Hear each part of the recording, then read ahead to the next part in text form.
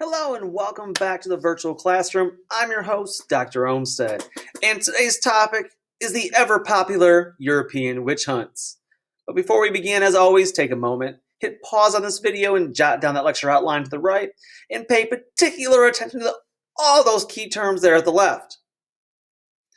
Got it? Let's get started.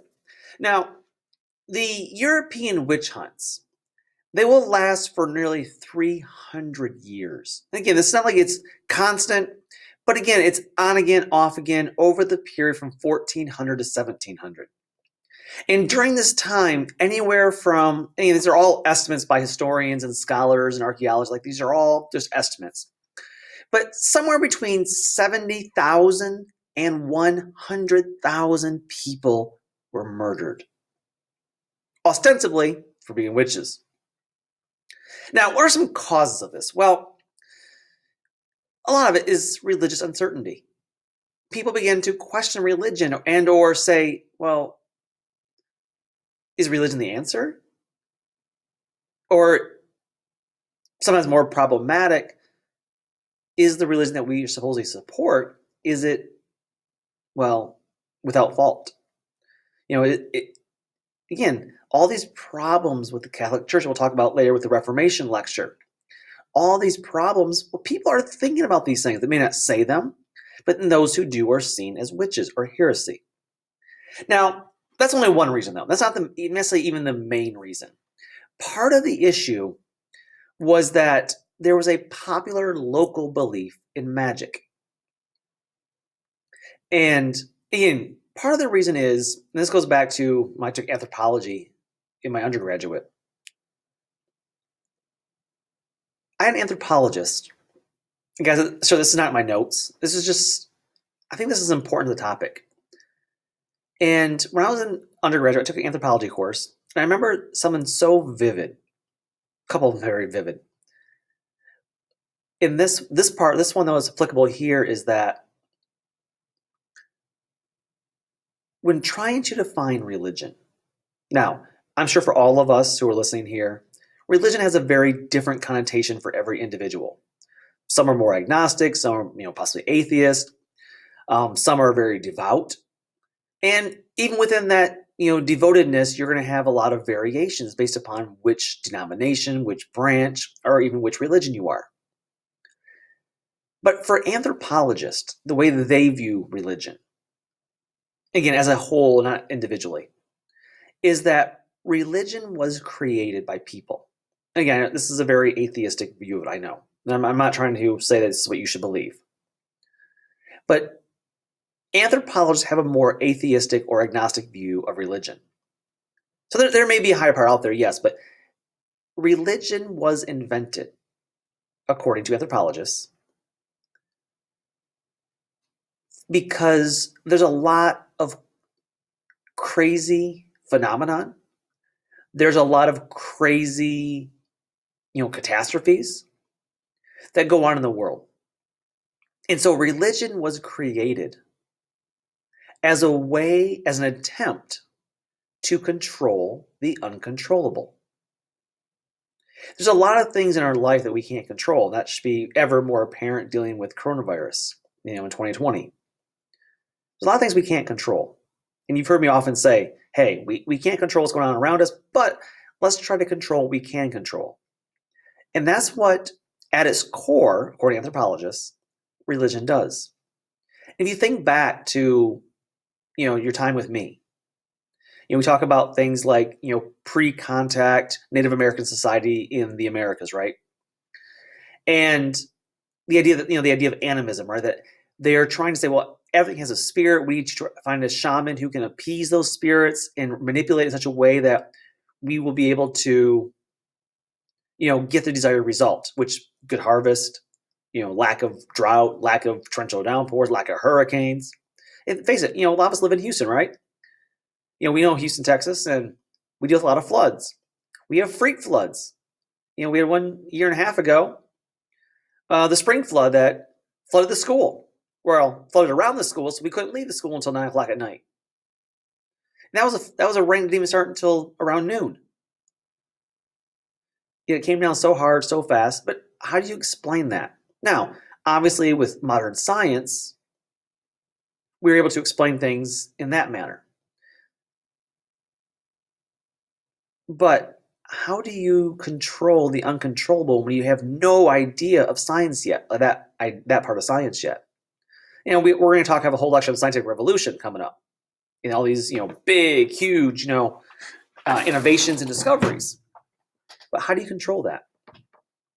And what you find is when you can't control something, you do little things to try to control what you can control. And again, if you want to bring us to more modern day, how we do these things currently, think of professional athletes. Go watch a baseball game one time. Look at the pitcher. Look at the batter. And look at all their routines they go through between every pitch. And if you just watch them, it's fascinating. They will go through, sometimes frustratingly as a viewer, go through the same routine. It takes 30 seconds of your time between every single pitch. And then, of course, if the batter steps out the batter's box, the pitcher's got to do it all over again, the batter's got to do it all over again, we sit there for another minute. Or watch a basketball game. Go watch almost any player in the NBA or college. Watch them do a free throw. When they step to the charity stripe, they are going to go through a ritual. Why? Because it's something they can control, because they're trying to do something they can't control. The pitcher's going to throw the ball, and he's going to try to hit a mark that's 60 feet away, and with the hope that he will succeed. Whereas the batter is similarly, he's got a pitch coming at him 100 miles an hour that could be a perfect pitch that he can swing his bat and hit the ball in the stands, or that ball might be coming right at his head at 100 miles an hour. In basketball, you're trying to put a ball that, technically speaking, 2 balls can fit through the hoop at one time. It's that big. But yet, from 15 feet away, even the best only succeed 90% of the time. And then you get people like Shaquille O'Neal who succeed maybe 46% of the time. Again, how do you control those things? And so during, especially pre-scientific era, scientific revolution we'll talk about in Europe, there's religious uncertainty because the things they're doing are not working. Remember, plague. There is a popular belief, locally at least, in magic. Like, whoa, let's see, can we control these things through some kind of spirit divination? And then there are what's called cunning folk. And this had been common in many European villages for centuries. And these cunning folk, and again, these are local, say, shaman type figures, right? People who purport that they are more in tune with the spirit realm, and they can use spirits to, deliver incantations. Remember, just because the area is ostensibly Catholic does not mean every individual believes the same thing. And when the Catholic, kings come in and take over new territories, they pacify. Everyone's a Christian now. Everyone's Catholic. Everyone's baptized. But does that wipe away 30 years of your previous life suddenly? It may or may not. So these cunning folk had been common for centuries in European societies. And they actually played a positive role in helping villagers deal with tragedies like plagues, famines, disease, disabilities, impotence. And so what we know now, like if a husband and wife want to get pregnant and they can't get pregnant, they go see a fertility doctor, right? Or infertility, they do IPVs, they do infertility treatments. But how do you do that back in the 1400s? If a wife can't get pregnant, how do you explain that? And so they would often turn to healers, right? And just because they weren't using the Christian God, they were seen as, pagan.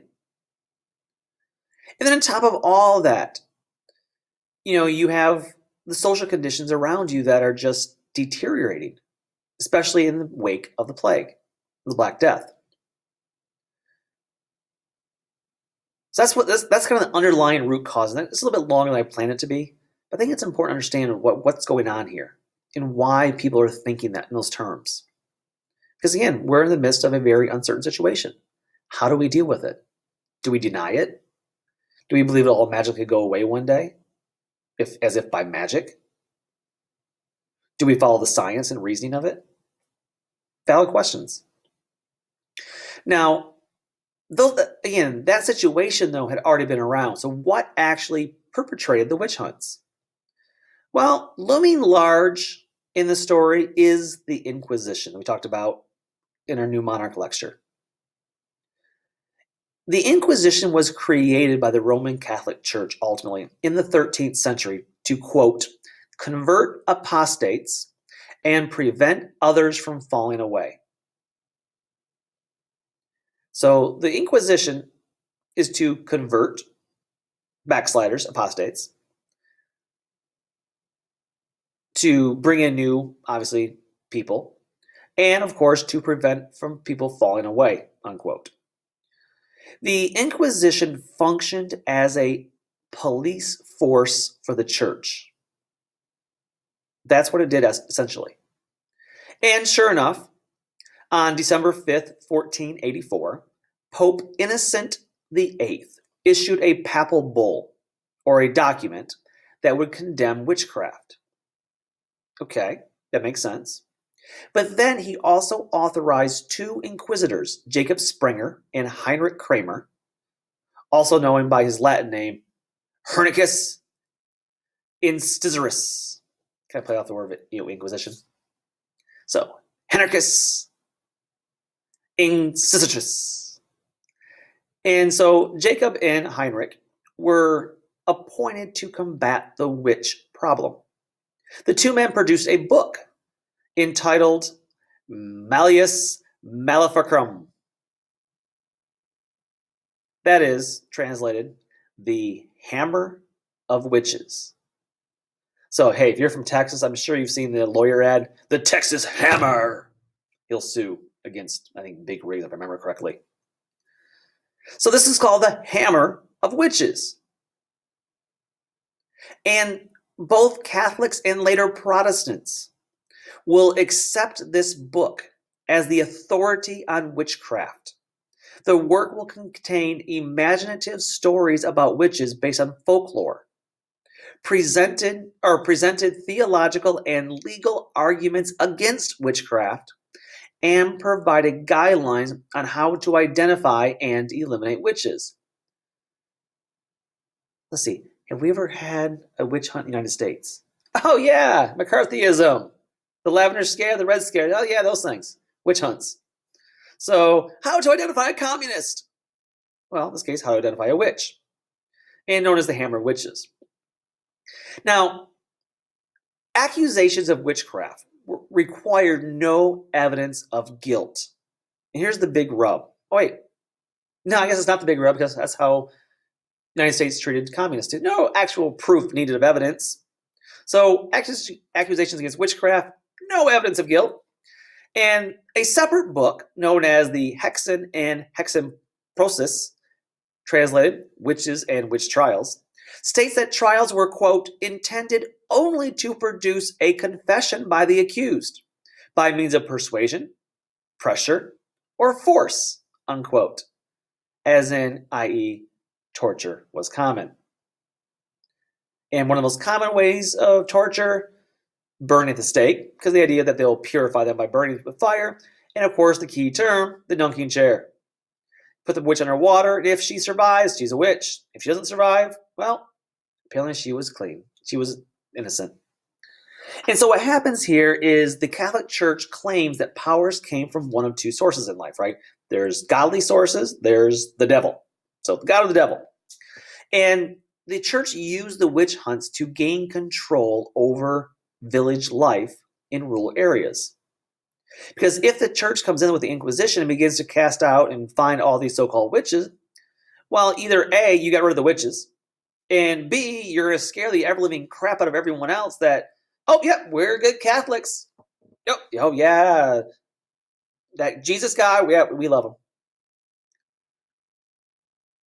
And so they would use these witch hunts as a way to gain control. Now, why was it women? Why were women the large targets here? Well, let's look at some of the characteristics of women in this era. Women were seen as the quote-unquote weaker vessels, right? Women are the weaker sex. And therefore, they must be more prone to temptation. They're emotional, they're irrational, and therefore they are mentally unstable, and therefore they're the weaker sex, prone and susceptible to, well, demonic forces. In which case, women will constitute 80% of the victims. So if it was 70,000 to 100,000 people, and you go by the large number, 100,000, 80,000 women are going to be slaughtered. Most will be between the ages of 45 and 60. So these are older women. And most will be unmarried. So spinsters, widowers. Why? Because they have no husband stick up for them. Again, your identity was wrapped around your husband. Again, you need a man to make sure that you don't fall by the wayside and fall to temptation. I mean, after all, Eve is the one who ate the fruit, right? Guys, please don't be very sarcastic here. Because if you read the Bible account, Genesis chapter 1, actually chapter 3, Eve ate the fruit. Then she turned and gave it to Adam, so Adam was staying right next to her. Not doing his job, apparently.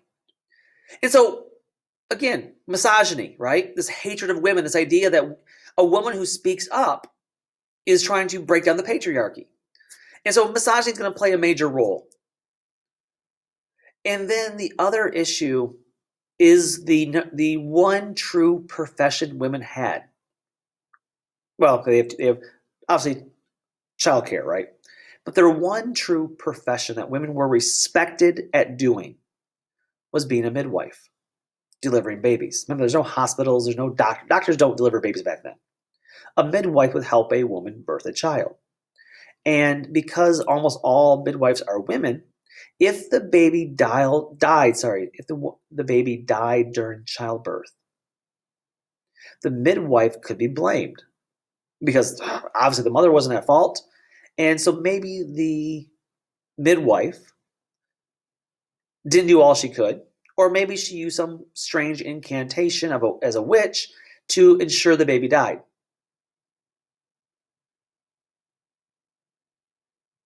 Again, these are all reasons. So whether it's the fact that they're weaker vessels, that they're widowers, they're suspect, that way, they are speaking against misogyny, against the paternalistic, or authority, and the idea that they're midwives and they are responsible for childbirth.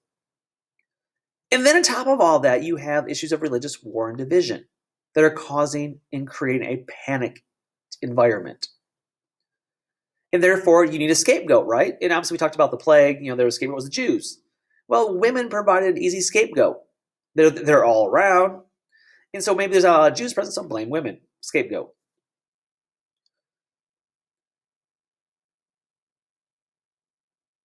Now, what ultimately ends these things? Well, one is going to be the Protestant Reformation.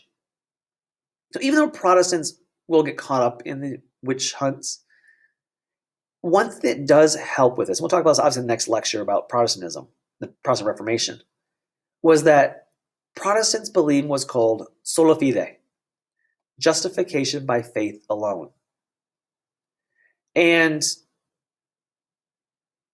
while on the one hand, people could look to beggars and poor people as being targets of witch hunts, and they were, which is another problem, the focus of the Protestant Reformation on Scripture only, solo scriptura, will actually help cause the end of the witch hunts because Protestants stop looking necessarily at the Witch and Witch Trials book, at the Hammer of Witches book.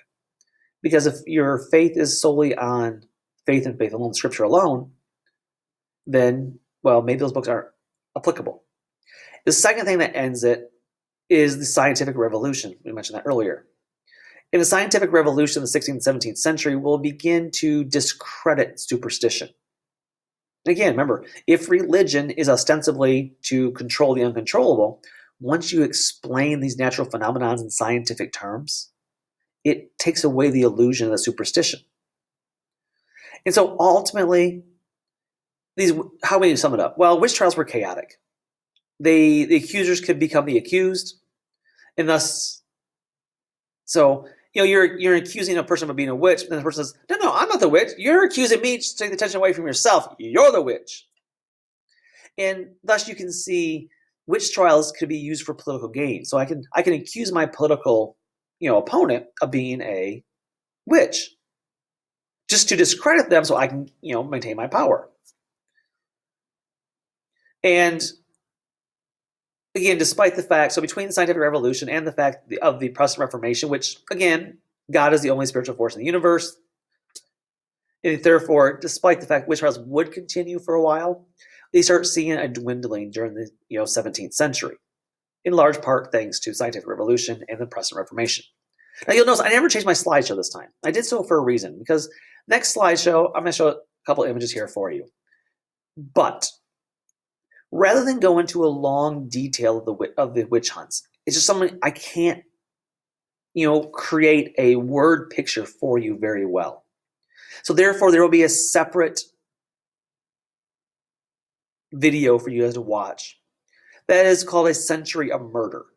And it's a documentary style recreation of the witch hunts in Europe. I think it's a far better way to learn this topic than for me to just go through every single small detail. But I did want to give you a kind of a brief overview.